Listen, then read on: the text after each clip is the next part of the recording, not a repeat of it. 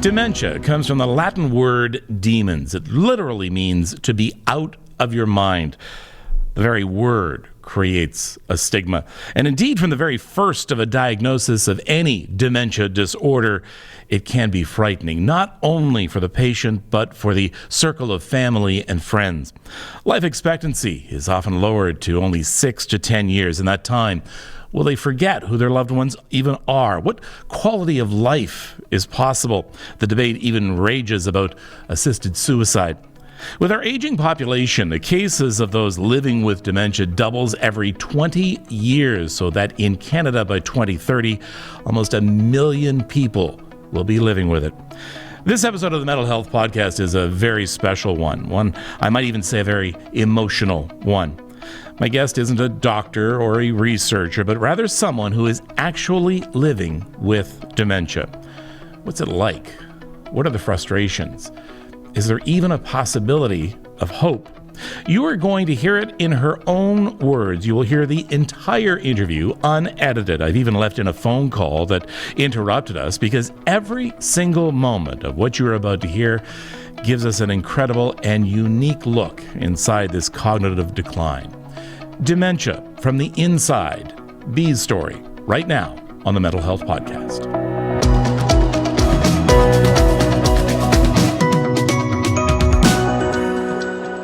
Bea Kraayenhof lives in a long-term care home in a village east of Toronto. Bea has a dementia disorder, but she uses it to lobby for better services for others just like her. And she makes no apologies for being forgetful or even for the tremors that affect everything, including her voice. Her message is more important than even the most sophisticated of research right now. Hello, Bea. It's an absolute pleasure to speak with you. Well, Kevin, it's wonderful to see you, and this is a wonderful opportunity for educating the public. There's so much that people and even specialists don't know about the brain. I'd like to call it the last frontier in medicine. Let's begin with the fact you are speaking to me. So often when a loved one is diagnosed with any dementia disorder, they're hidden away. We don't talk to them. Why are you talking to me? For that reason. Historically, that is what's happened to us. And I think we're trying to break the stigma because I don't know why it's a stigma. There's a stigma to it. I think as a community, those of us living with dementia really want to get the public to overcome that and realize we do have a role to play, however small or large it is.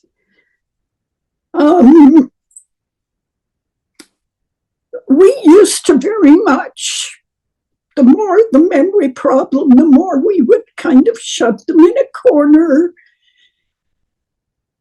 And that is something that really has to stop, not only for the good of, say,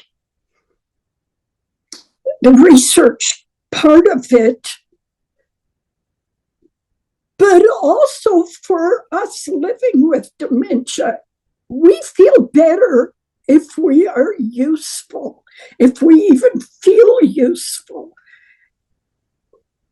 We within ourselves, I think, know what we can and can't do. And I really feel as long as I am able to, I would like to speak for those who can no longer do so. All right, let's talk about your diagnosis. When did it happen? And I believe, actually, the first diagnosis was early Alzheimer's. Yeah, that's right. That's originally what my specialist in Hamilton said. And I queried it because, being a nurse, I have taken care of some patients who had Alzheimer's. And personally, I didn't feel I presented that way at all. And she said, well, we're diagnosing earlier and earlier. And so many people now get diagnosed before the obvious signs that we're used to set in. And so I took that. I thought, well, she must be right. So she wanted to see me again in 6 months. And as the time went on, she realized as well that I was not a typical early onset Alzheimer's. There was definitely dementia, but it didn't present like an Alzheimer's. And then she had said, well, Bea, have you ever had a brain injury? And I said, oh, yes, I was hit by a car when I was 9. And after that, I really couldn't seem to do much math anymore. And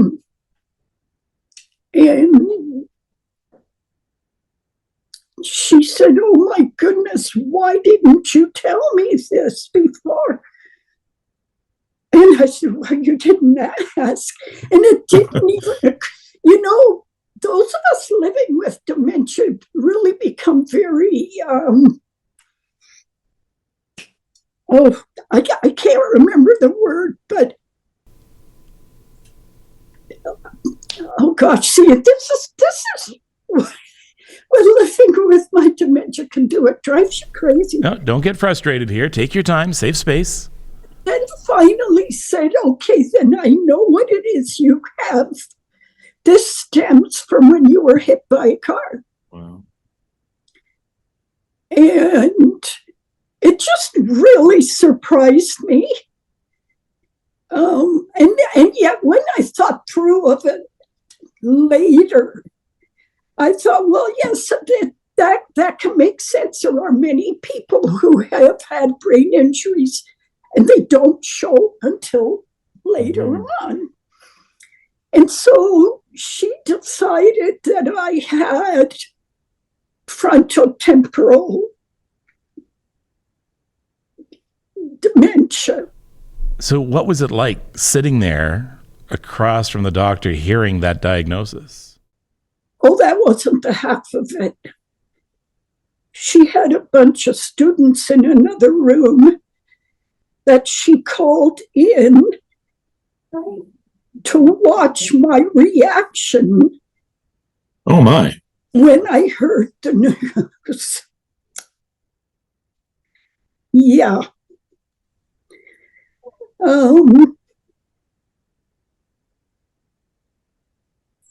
Anyhow, it was actually to the point where I knew something was wrong. And to actually hear a diagnosis was kind of like a relief that we actually knew what it was that I had. But again, I'm not presenting the same as that either, because in another room was my husband, my ex, and my children. And they told me later on that when she left me to go to their room to talk with them, she told them that I had probably 8 to 10 years before I would pass. When was that? 30 years ago almost. Well, boy, have you proven them wrong. So how did this happen? I mean, you do have an incredibly strong spirit and That's outlook. part of it. I refuse to let it bring me down. I started having these feelings of, oh my gosh, I have just that much time left. There is so much I want to do for the community. And the Niagara Alzheimer's Society, I must say, they were wonderful. And they helped me, and they helped me get in touch with people that mattered politically.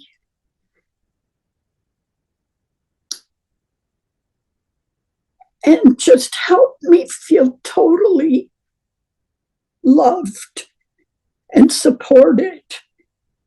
They understood. It was really, they really did a lot of help.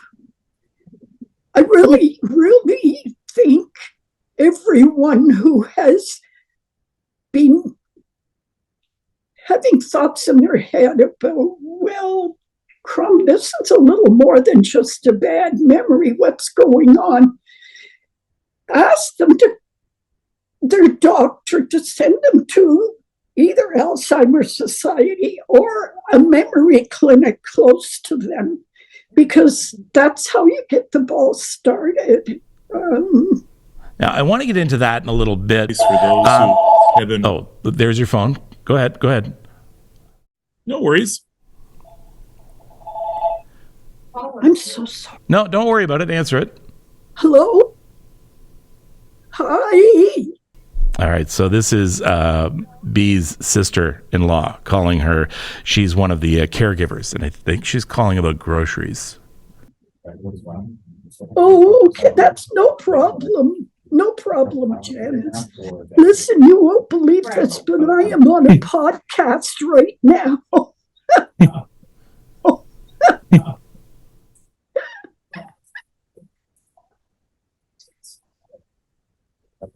Oh, whatever you think.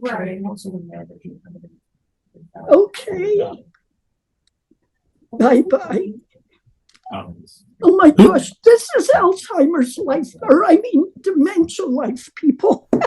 Well, let's talk about your family and others around you. Now, after the diagnosis, what happened? Did relationships change? This is hard to say, but yes and no.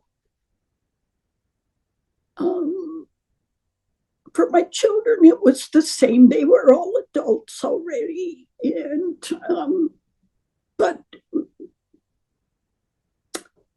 I ended up having to leave my husband.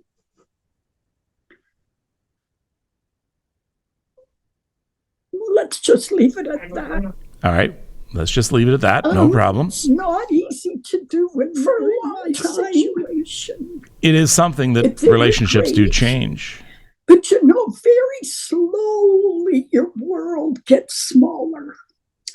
And it's really to no fault of their own. It's life. I, of course, couldn't afford anything when I was on my own. I had disability. And that made it very hard to get through with bills and food and things. Now, we should mention you're in a wheelchair, your mobility is limited.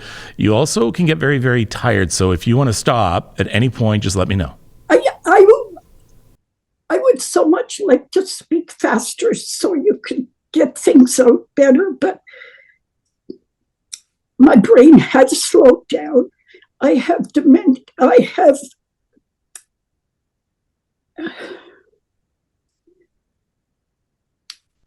tremors. Now, the that have attacked also my vocal cord, so it becomes more difficult. My voice has changed. It becomes more difficult to speak. But, friends, let's go out for supper, everybody. So we pile in a car and we go out for supper until I couldn't afford it anymore. So I would make excuses to them. I'm really sorry, I can't do it tonight. And of course, they don't have money problems, so it doesn't sink through, I think, with a lot of them that she's having trouble. She can't pay for these things anymore. Want to go see a movie? No, I better not. Slowly, your name starts to get left out of gatherings.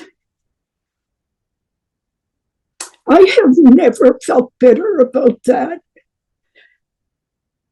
One thing I always repeat to myself in my brain is, I want to stay better, not bitter.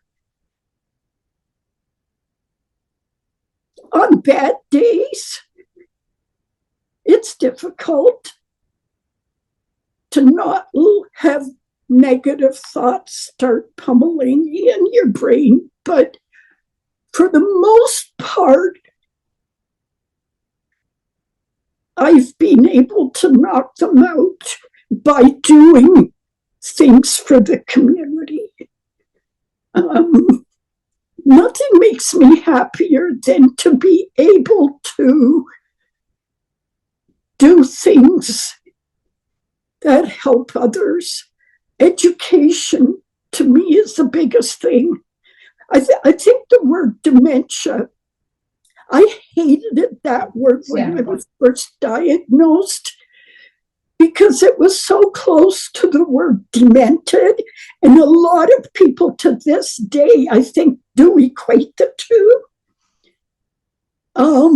That is the one thing I ask. Please don't do that. There's so many of us out there that have dementia, not just Alzheimer's. And we still try and be as useful as we can. And it would be lovely if people would see that. Bea, for some out there who are newly diagnosed, what do you want to say to them? This is not the end of the world. It's a new chapter in your life. Go to the Alzheimer's Society. They will be so much help. They have classes for newly diagnosed. A lot of the chapters have counselors that can come even right to your door to help you along with the process.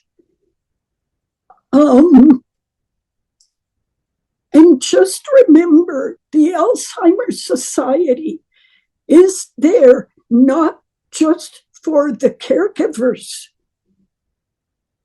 They are there for you as well.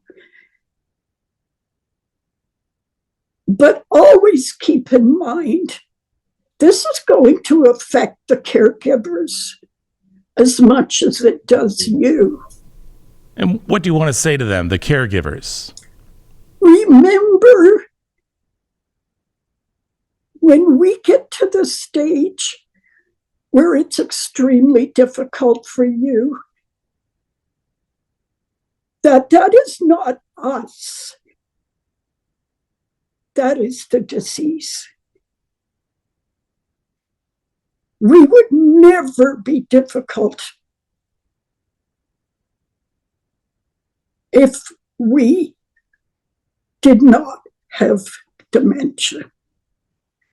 Because there's going to be days when we will not have good days. And what do? You take it out on the people that are there. I have seen so many family members through nursing come and leave the room crying.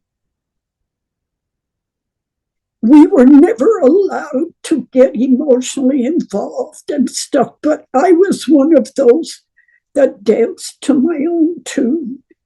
And I would go up to them and give them a hug and say, I understand what you're going through. We nurse day and night too, and we understand how difficult it is for you. I think validation, if a person can give a caregiver validation for their feelings, you don't have to feel guilty if you're upset. That's a natural response for having your life turned upside down as well.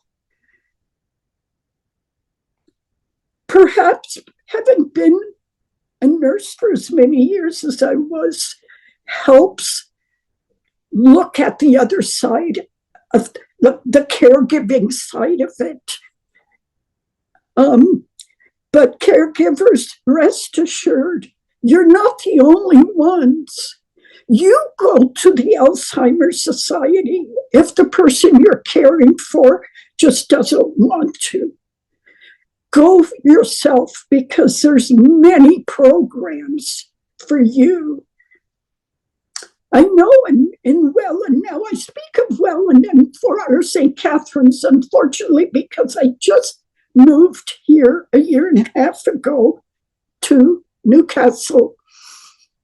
And there is the Durham Alzheimer's Society, or is it Clarington? No, I think it's Durham.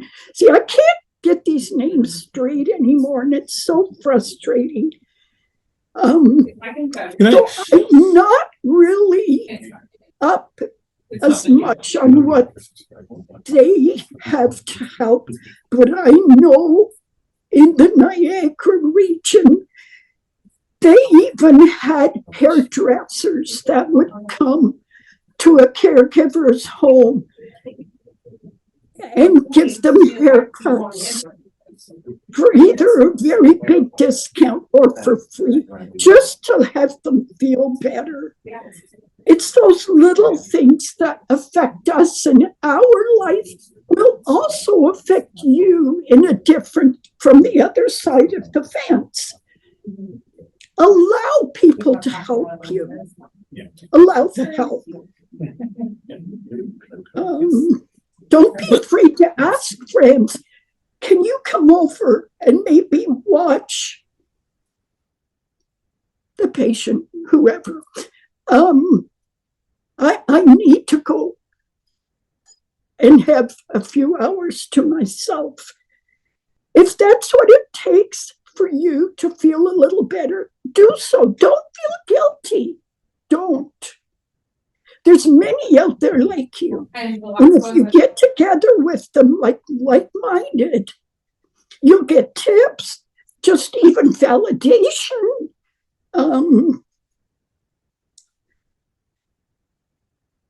The caregivers are as important as those who need the care.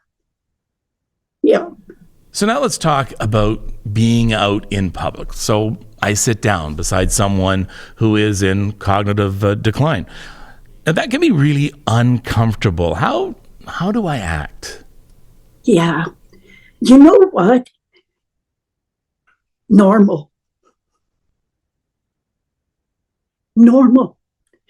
If we would like to have a coffee, don't ask the person next to them. Ask you. B, would you like some coffee today? How would you like it? If I find I'm having difficulty with the decision because my decision making is becoming more difficult, that's part of the frontal part. If she turns and looks at her caregiver, feel free then to listen to the caregiver. But don't ignore us when we're sitting right there. If by chance it's an Alzheimer's person that is having a bad day and thinks perhaps their mother is sitting next to them, don't argue the point. That will make them agitated.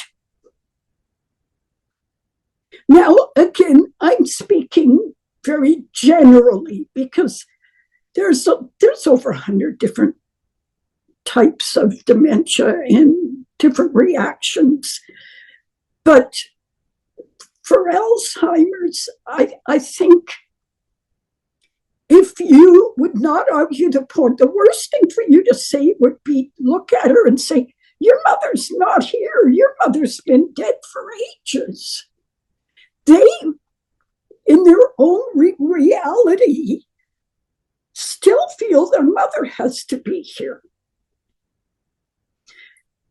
So what would be best then would be to say, oh, you know what? She just left for a couple of minutes. She'll be back later. Don't you worry about it. And I think probably in a minute or two, she won't even miss her mother anymore. And that issue will be over. But if you argue the point, it will heighten and escalate and escalate. So just kind of go along with them in a sense.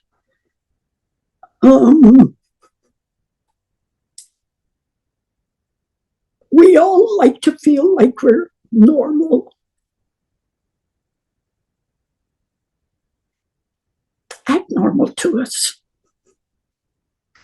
And if in conversation you have to say something like, oh, remember, you didn't like coffee. Maybe you should make a decision as to what else you would like to drink. Give her the time to make that decision. If she can't, and she looks at her caregiver, that's another story. Then the caregiver can probably say, you know, she would much prefer tea without sugar. And that would be fine. But to have a person feel left out of humanity is a terrible thing. So don't be afraid to start a conversation with them. Now, personally, myself, I was asked by Global News when they did a piece on me, I guess about 5 years ago. They asked me, are there any questions you think shouldn't be asked of people with dementia? And I don't think they liked my answer because they left that out. And what was your answer? There is no question too stupid to ask me. If you don't have questions, I'm bothered, because then I don't feel you're learning from the situation. I will answer anything because I feel that's educational. And if you feel you can't ask a question, you're not educating the public. Now, not everybody may feel that way. This one is speaking for myself. I've always been open about it. I have never hidden it. And our group that we had at Alzheimer's Niagara, we all said the same thing.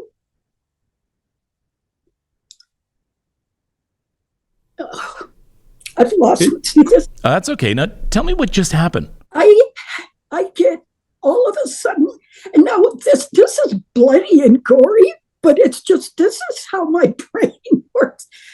It totally shuts down on a dime immediately. Boom.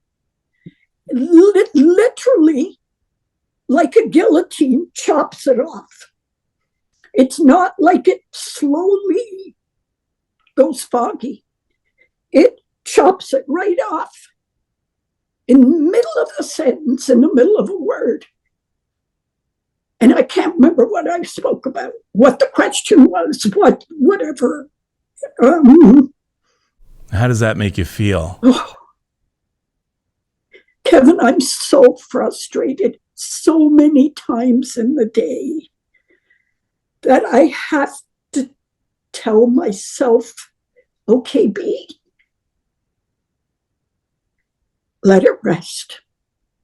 This is now what happens to you. Leave it.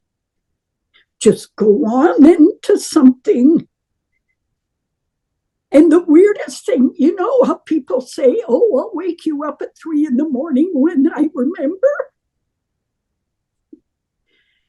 I have insomnia terribly. You have no idea how many times at 2, 3 a.m. there's a bubble that bursts in my brain. The one I equate to that chop. And the other one to me is like a bubble that's boiling that bursts. And that thought that I had been looking for hours ago, all of a sudden hits me just as quick as it left.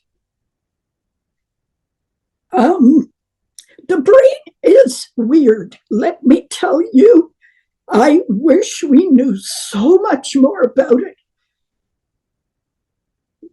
But naturally, I've never called my friends at 3 in the morning. So does that mean you're going to call me at 3 o'clock in the morning when you have the answer? Because I mean, it's okay. Because that's fine. Oh, bless your heart. No, I would never do that. But literally, that's what happens to me sometimes. I call it a bubble. Something is holding it back, and that bubble, and all of a sudden it bursts, and that thought comes to me. It's odd. It's a weird sensation. And that is as frustrating to me sometimes as having it cut off the way it is. Oftentimes it's words. Oftentimes it's ideas. I do have more and more difficulty with abstract ideas. Things are right in front of me are better for me to deal with. Talking to you on Zoom, it's so much better for me than talking to someone on the phone that I don't know. I don't have a picture of their face. And so my brain has got to work harder. While they're talking, I'm still thinking, well, what did they look like? And I'm okay now. And the worst is doing multiple people on a phone call, because I can't quite hear which person's talking. By the time I've got it figured out, I've lost what they're talking about. That makes it very difficult. There are so many scenarios through the day where the general public takes for granted, as they don't even think about it because it happens and they do and whatever. That doesn't come natural to us anymore, that we have to work on. And then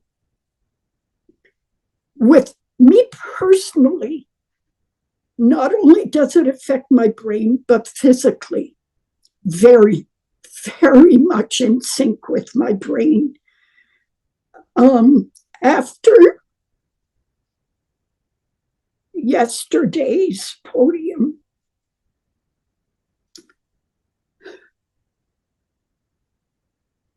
the day before, I mean. Yeah, that was from a forum where I first met you. It was about 40 people there at the time. Yes. And that becomes, I love doing it. I will never stop until I can't go anymore. But the next day, yesterday, was a recovery day, is what I call them. I call them recovery days because it's literally like I have run 20 miles physically, is how my body reacts to having had my brain taxed like that. And then I know that's only for so long, and then that goes away. And like today, I'm wonderful. No, I'm not. I feel wonderful. Put it there. Oh, you're wonderful. I'm wonderful. You are. What's your legacy going to be? What do you want it to be? I have thought of that before. Oddly enough, I cannot figure it out. I would love for my legacy part of it to be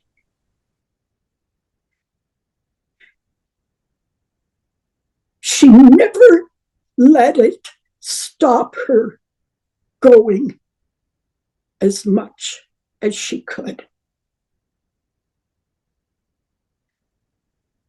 She taught as much as she could.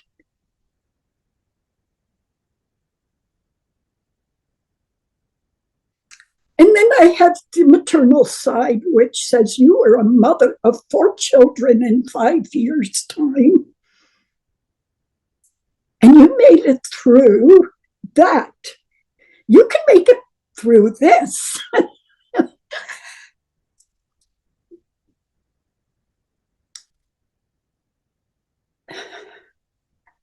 I don't know. Legacy is hard because I don't think of myself as other people thinking of what I do. It's hard.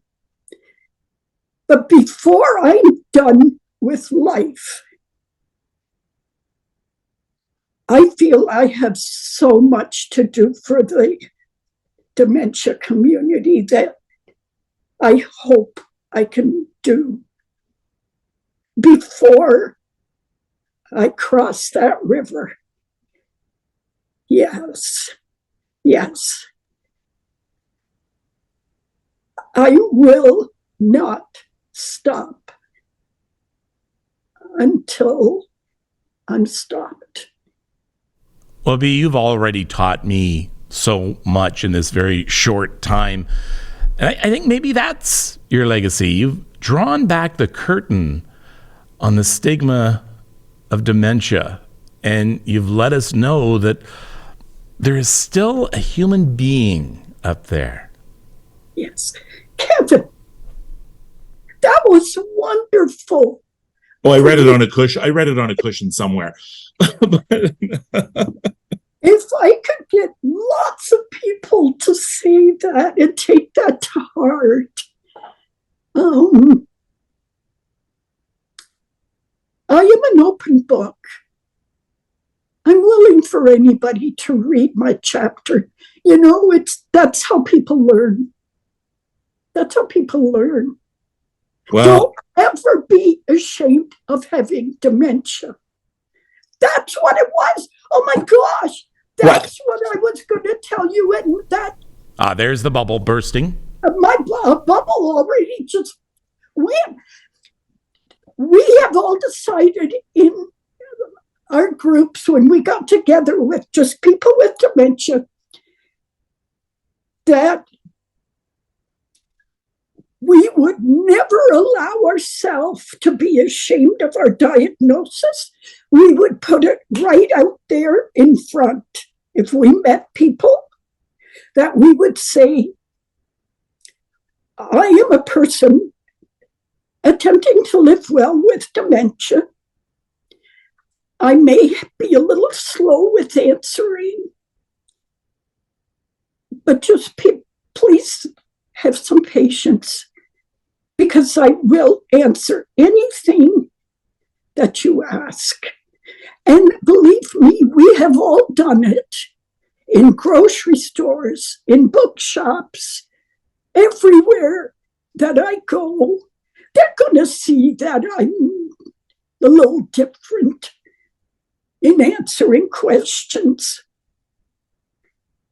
And if I give them the reason, they'll be much more comfortable with it and learn at the same time. Maybe they will even ask some questions, and I'll have an opportunity to make it a learning opportunity for them. That was the bubble that burst. Well, now you don't have to call me at 3 a.m, unless you want to. That's good. There is a very big reason that you are still here with us, and I hope it lasts for years and years to come. Thank you, Bea, for being you.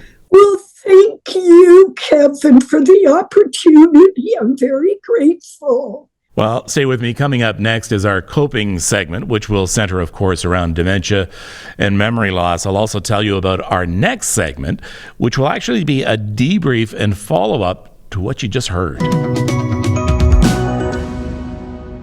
Every day seems to be an uphill climb. Mental illness can be a dark and lonely place. At Ontario Shores Centre for Mental Health Sciences, we're working to draw back the curtains and let the light in.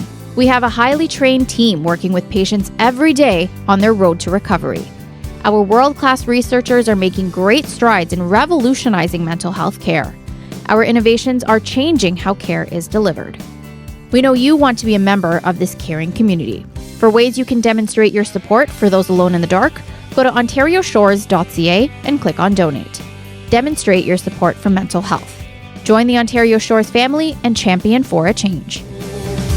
I know the path we walk together begins and ends with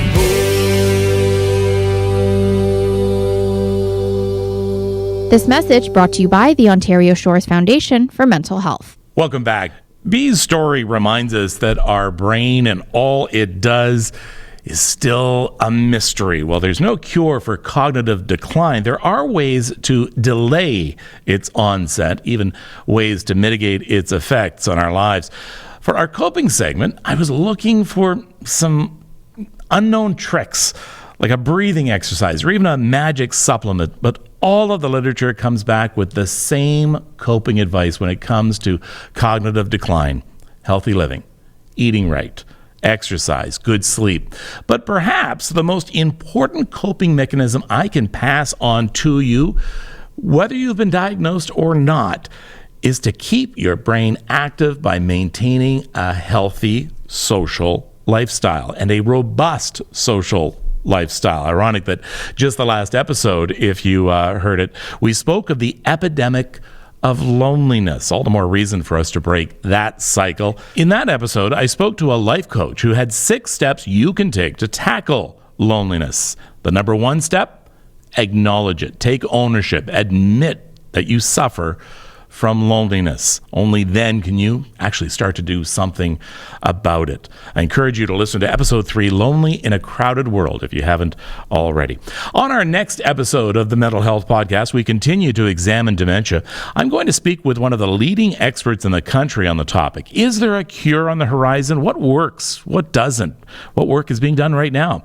Dementia from the Inside, Part 2, next time on the Mental Health Podcast.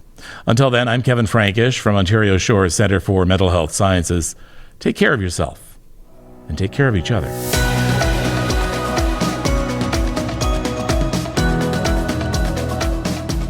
Thanks for listening. Don't forget to subscribe to the Mental Health Podcast. If you have any thoughts about this episode or suggestions for future episodes, please send me an email at thementalhealthpodcast@ontarioshores.ca. Please don't be alone. Reach out for professional help. For more resources and advice, check out our website, ontarioshores.ca. The Mental Health Podcast is a production of Ontario Shores Centre for Mental Health Sciences.